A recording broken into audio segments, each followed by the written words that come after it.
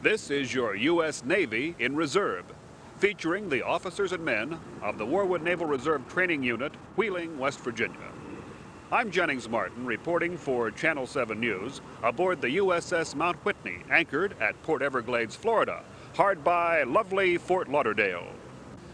All right, and now let's meet some of the men of the Warwood Reserve Unit and see what their tasks are aboard the Whitney as they work under the command of Commander Paul Tier. Well, Commander Tier, on this cruise aboard the Mount Whitney, you are coupling duty with pleasure, and it seems to me like the men of the Ohio Valley are certainly enjoying their cruise. They've been enjoying their cruise tremendously. They've seen what the Navy can do in the missile age, and they're also very cooperatively standing by here this morning while we run through our film. Here at Port Everglades, we certainly have an impressive sight. You can look over and see a nuclear sub, a diesel-powered sub. You can see ships from England and other ports, and of course the Whitney itself. Yes, sir. We've had a real advantage here besides the beaches, which you've shown in other spaces on this film. We feel that we have something for everybody. Commander, would you enumerate some of the advantages in being in the Naval Reserve? Well, part of the advantage is a chance to change the pace and leave your employment for 2 weeks for something very different, we hope. Something that it isn't always exciting, but it is different. And I think the fact that you're in with a group of people, you're in with your fellow shipmates and people that you know, means something too. There's very few organizations today that have the concern for each member that a unit such as ours does.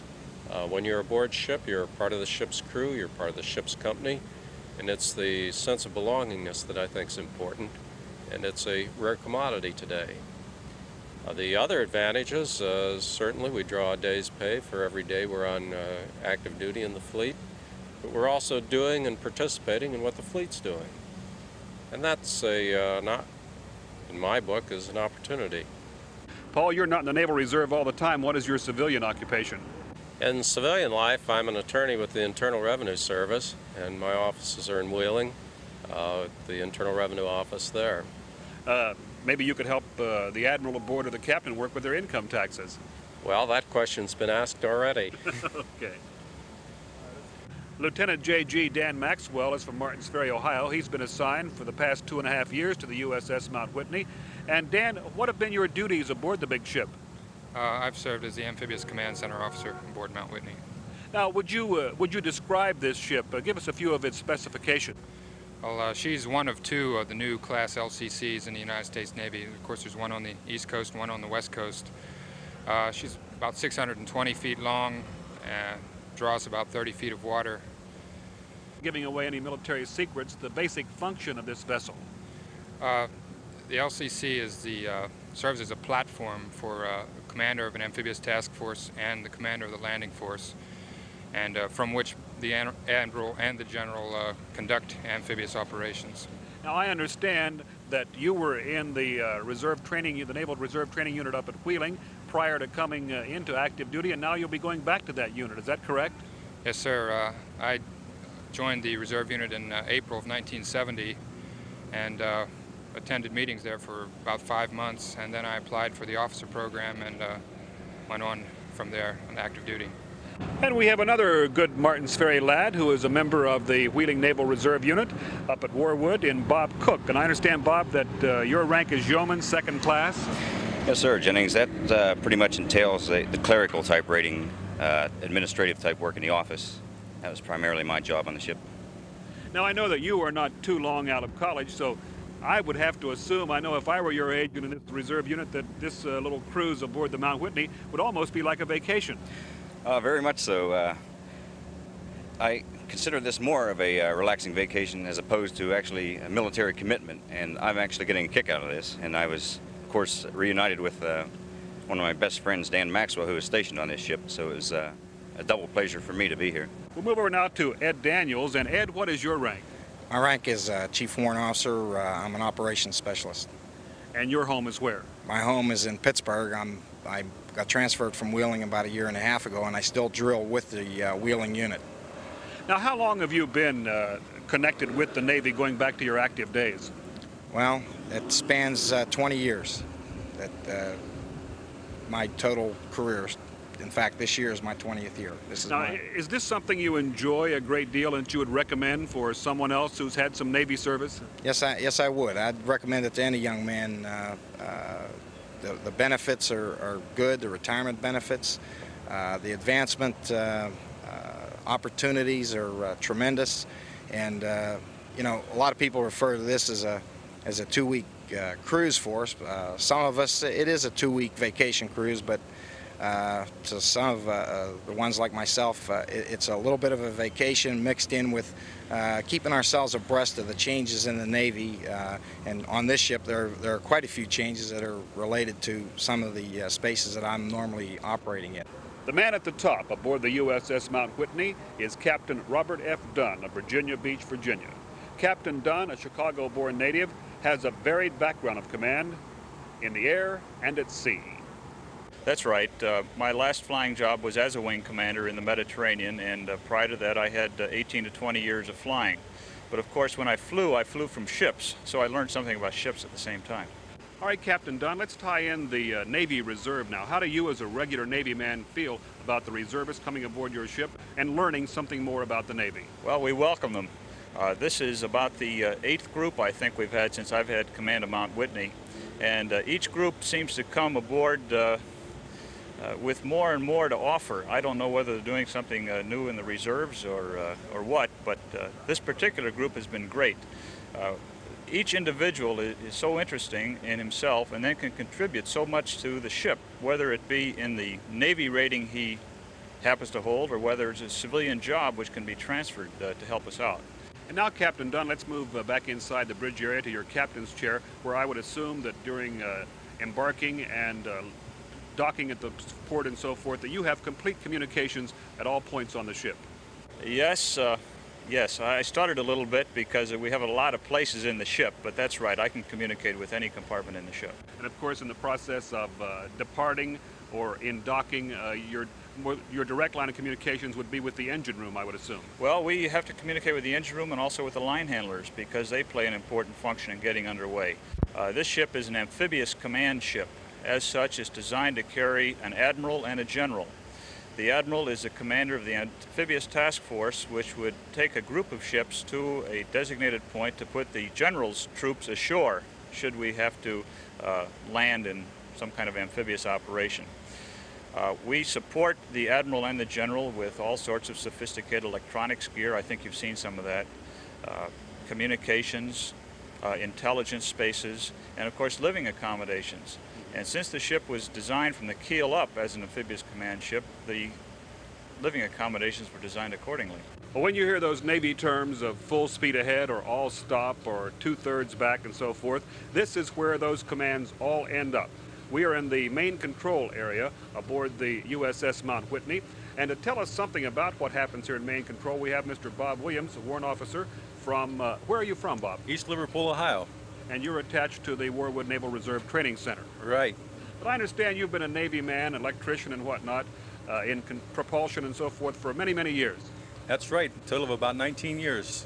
10 years. You heard me just say that this is where those commands all stop. And this is it, am I right, this is what we call main control? Absolutely. We get the orders from the bridge, crank it into the board, and this is where we make our speed. This is also where we make our electricity. Now this is not to be confused with the engine room, which is outside over there from main control. Right, this is the control of the main engine room. Now what would be over there? A couple generators and so forth?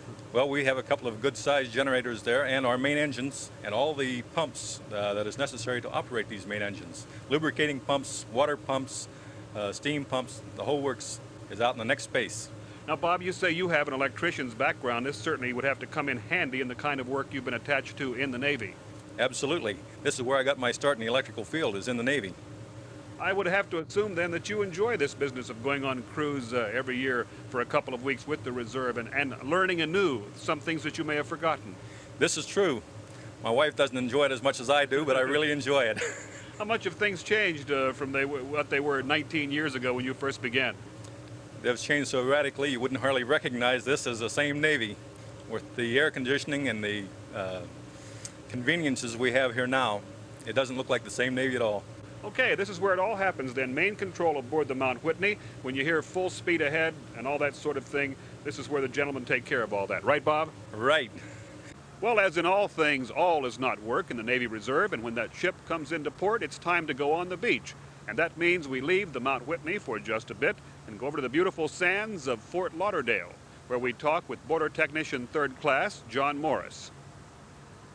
You're not that old, Johnny, so when did your Navy career begin? Have you been on active duty prior to the reserves? Oh yeah, 2 years, active duty. And now you have a commitment for what, 5 or 6 years altogether? Well, it's a 6-year enlistment, but my reserve time, my meeting time is up this coming November. Now, I suppose that you look forward, not so much maybe to those monthly meetings or weekly meetings, but certainly to this 2-week cruise. Oh yeah, it all depends on where the cruise is at. When it was this cruise for this right here, I jumped on it. Well, John, then, if anyone out there that is not in the reserve that would have the necessary qualifications and credentials, it looks to me like the reserve would be a lot of fun. Sure, if you would like to travel, meet different people, see different places, I'd recommend it, yeah. Talking now with this gentleman, and your name, sir? Ed Hager from Wheeling, West Virginia. Now, Ed, what is your rating? I'm a hull technician fireman. Any relationship between what you do back in Wheeling and what you do aboard the Mount Whitney? No, sir. In civilian life, I'm an automotive parts worker, and in the Navy, I'm a welder, maintenance man. How much more commitment do you have as far as the Naval Reserve is concerned? I have 3 more years. I'll have 3 more active duties like this. I know you must look forward to these summer cruises and also some shore duty at times. Yes, sir. Yes, sir. Very much.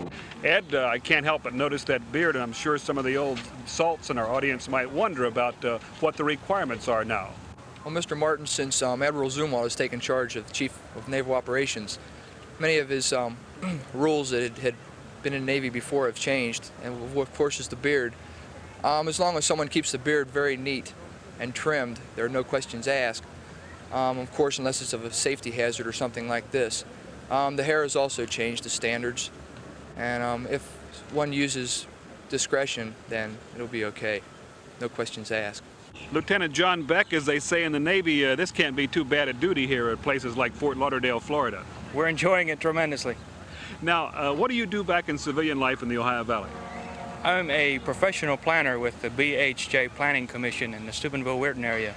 Would there be any connection between your civilian occupation and what you do in the Naval Reserve? Very much so. My job in the Naval Reserve is training officer, which is a form of planning for training for these people. We do quite a bit of coordination from the officer and enlisted standpoint, and I think it does coordinate very well. Lieutenant, would you recommend the Naval Reserve to anyone who has a military obligation and the necessary credentials to get into the Reserve? I certainly do. The Naval Reserve has a tremendous new program out which involves simply going on active duty for basic training and an A school, which is basic training in a field, such as some of the other men that have been seen on this program. The required active duty time is very short, and then you're limited, I guess, only to some reserve training time, a very few years with our unit. Many of these people who go into the service this way decide to stay and make it a career. Okay, we're going to hustle down to the beach here and get them big bugs out of the way. Talk to a couple of men from the Mount Whitney who have thrown aside that Navy uniform. And sir, what is your name? Yawn, Harold Yawn. And where are you from? Wheeling. It was a little colder in Wheeling when I came down than it is here right now. I dare say. So the U.S. Naval Reserve has a lot to offer, doesn't it? It sure does. Okay, Sure does. And what is your name? John Dujek. And where are you from? From Benwood.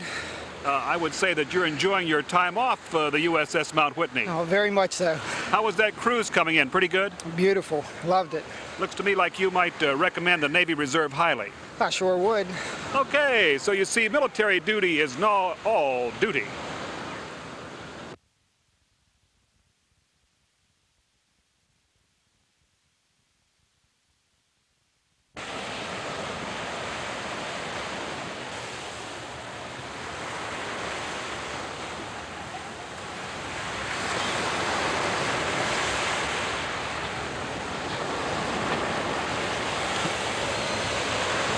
Show we're working on.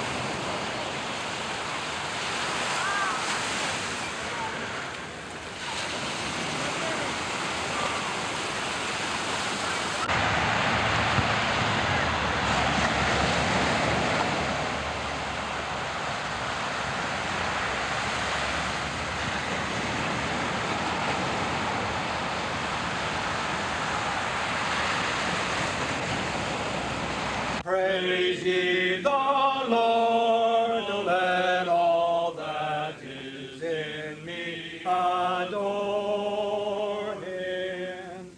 All that hath life and breath, come now with praises before him.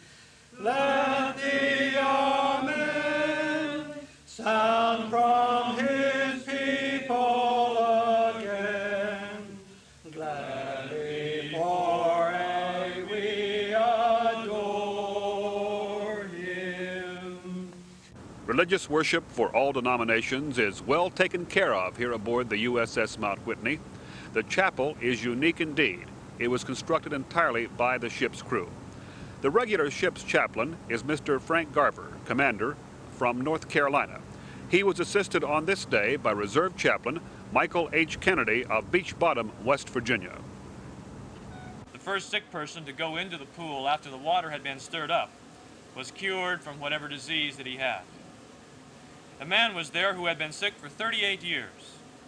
Jesus saw him lying there, and he knew that the man had been sick for such a long time, and so he asked him, "Do you want to get well?"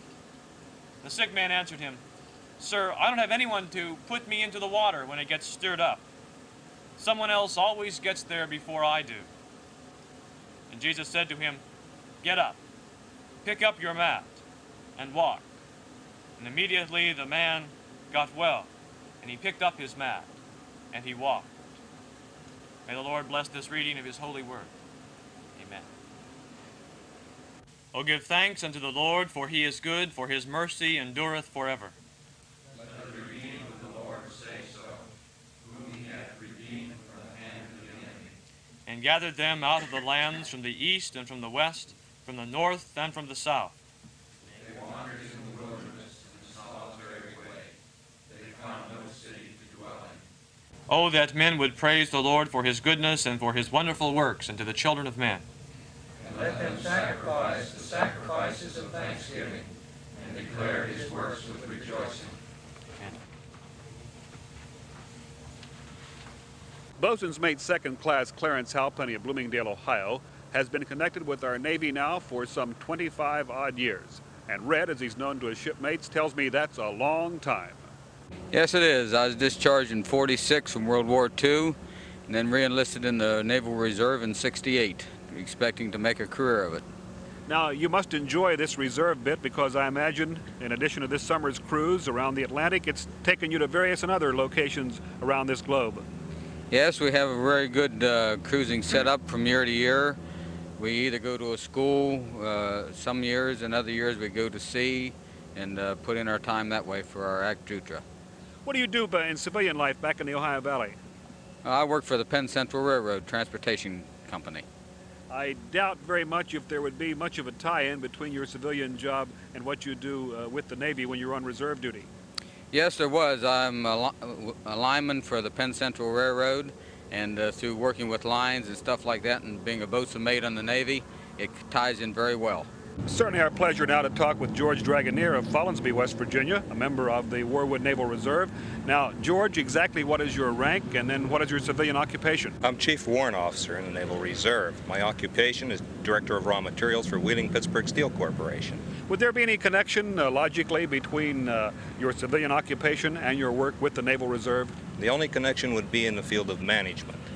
We'd manage things here as well as at the corporation. Other than that, no connection. Now, you've been spending some time aboard this big ship in the background here, the USS Mount Whitney, kind of a floating computer, as a matter of fact, and I would imagine this is something you enjoy a great deal. Yes, it is. It certainly is. It brings me up to date on the latest computers and data that's related to my field, my Navy field, which is operations specialist. Okay, it's certainly our pleasure now to talk with Boatswain's Mate Bob Millick of Bloomingdale, Ohio, a member of the Warwood Naval Reserve Training Unit.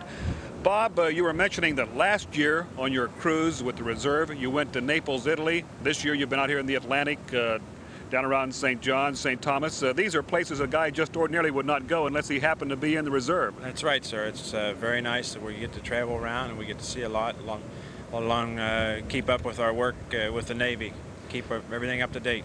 I think we might wave the flag a bit too. This means that you're a fella pretty dedicated to the defense of your country if needed. Yes, sir.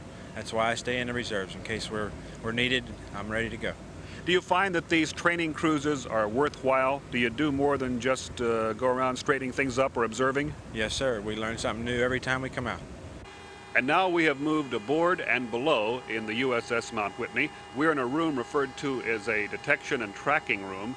And I have with me Warrant Officers Ed Daniels and George Dragoneer. They are operations specialists as far as this room is concerned. Ed Daniels, what do we mean when we talk about tracking and detection? Are we referring to radar? Yes, primarily this is the radar detection and tracking area. It's just a small part of the overall command and control spaces. You can see in the consoles in this particular room, they're NTDS consoles. On these consoles, we'll track surface targets, air targets, and we'll feed them into computer memory banks, feed all the information into computer memory banks, and from that we can get the pertinent data that we need to take care of any threat that the ship has from a defensive standpoint or to plan an offensive weapons measure. This is usually the area where everything begins. You detect your target and then it's tracked here. The information is fed to the other areas in the operations control spaces, such as your anti-air warfare area, your surface and subsurface warfare areas, which are in other modular spaces adjacent to this particular space. But this is where it all starts right here. Now, George Dragoneer, tell me what would happen if our radar and detection room here picked up, we'll say, a guided missile out there somewhere 400 or 500 miles away, traveling at 2,000 miles an hour. What would be the procedure in this room? Well, the procedure, the ship would immediately go to alert status and prepare for a defensive situation. We would pick up the missile on these sets right here, and this would trigger an immediate reaction from command. And then that doesn't mean that this ship is equipped to defend itself. It might go ahead and say to this destroyer over here, go take care of this thing. It could say this to this destroyer or to any other ships in the area or not in the area. With the sophisticated communication systems we have aboard, we could contact practically anybody in the world very quickly. Wheeling Attorney Paul Tier is the man in charge of the Warwood Reserve Unit. Commander Tier is naturally quite proud of this 54-man complement. We're lucky we have as many from Ohio as we have from West Virginia, with a few sprinkle of Pennsylvanians on board. How are you greeted by the regular Navy, by people like Captain Dunn, who commands this fine ship? How are naval reservists accepted by the regular Navy is what I'm getting at. Well, it becomes a man-to-man basis, really. If you can do your job and you carry out your responsibilities, you're very well accepted. If you're down here for 2 weeks in the sun, well, there just isn't time for that. But it would seem to me that in an emergency situation, if you and your men were called on, it wouldn't be very long aboard a ship such as this until you would be efficient indeed. Well, I hope they've already done that, and just in the space of 5 to 10 days, they've taken over certain watches, and they've taken over certain tasks here, and they're performing them all. It seems to me that being in the Naval Reserve certainly requires an amount of work, but there's a glamour to it. There's an adventure. There's the opportunity for travel to places that you just wouldn't be able to afford to go as a civilian. We hope that being in the Naval Reserve is fun as well as being a good citizen. It carries on your responsibilities in the Valley as well as your responsibility of here in the Navy when you're afloat. Now, you will depart here at Port Everglades, Florida, and then where will you go?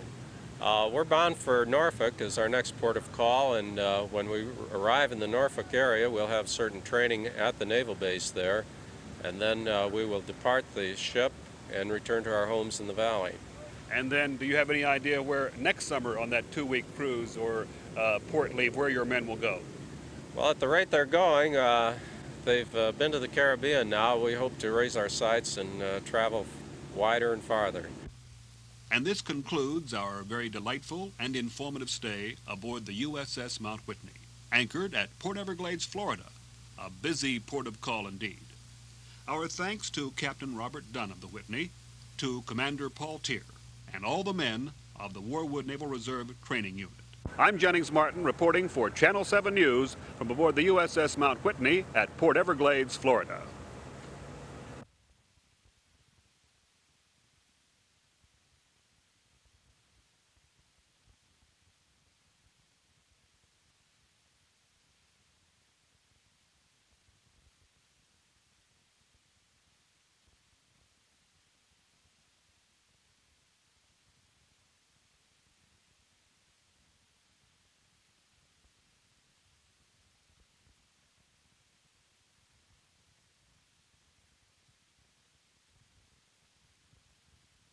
The Mount Whitney was the home for the Warwood Naval Reserve Unit for 2 weeks in March, as the 54-man complement from the Ohio Valley joined the regular Navy men to cruise the Caribbean and the Atlantic. Each year, thousands of reserves from across the nation work on exercises such as this to keep abreast of what's happening in the modern U.S. Navy.